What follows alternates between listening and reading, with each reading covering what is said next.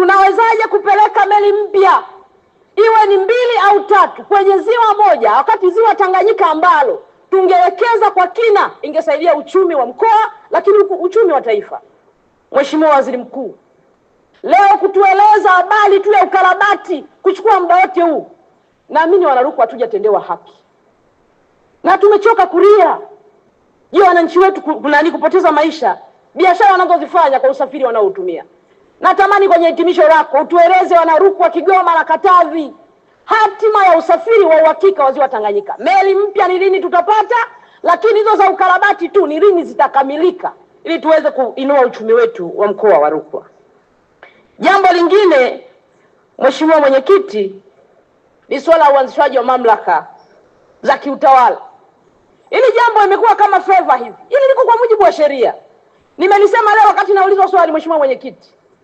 Nimesema hivi, tume kutoka TAMISEMI 2013 ilifika Nkansi. Wakaangalia vile vigezo vyao vyote 13. Wakasema tumekizi vigezo. Nini kinatokea leo? Mpaka nazungumza mara kadhaa. Wananchi wa mamlaka mji mdogo na Manyele upande wa TANESCO badala ya kulipa 27,000 wameingizwa wanalipa 320,000. Kwa nini? TANESCO wanatumia sheria ya mipango miji. Kwa hiyo huku wanahukumiwa wakati huku mmeshindwa kutimiza wajibu wenu.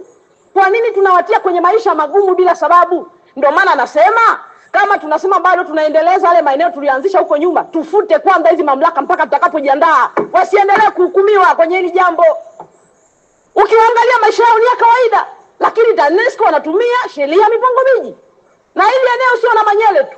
Niwaombe serikali, Mheshimiwa Waziri Mkuu, nilishaleta mpaka kwako document ikiwa imekamilika. Tume mlizoziandaa zimekuja kule. Kama hatujaamua leo kutoa halmashauri ya mji wa Namanyele, tukafute ile mamlaka mji mdogo waendelee kuishi kama zamani, ili tuache kuimba huu wimbo.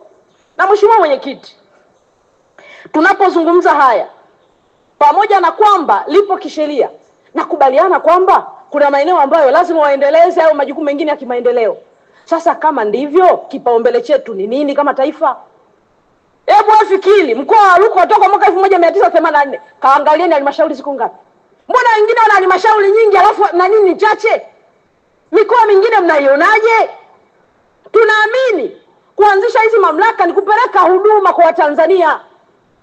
Sasa kama kuna shida imejitokeza hivi karibuni, kwamba sheria yenyewe ile tuibadilishe ili tujue kwamba saa hizi kuongeza maeneo ya kiutawala ni favor au mtu aamue tu kwamba inakaaje. Mheshimiwa Mwenyekiti, jambo lingine, natambua jitihada za serikali upande wa kilimo. Na eneo hili limefanya vizuri sana kwa kuongeza bajeti, lakini hata utendaji wake leo wakulima baada ya kuweka ruzuku kwenye mbolea wameongeza tija sasa kilimo chao. Nataka kushauri jambo moja hapa. Mwaka jana wakati amekuja Mheshimiwa Rais kwenye jimbo langu, alisimama kama kiongozi wa nchi na kusikiliza kilio cha wananchi.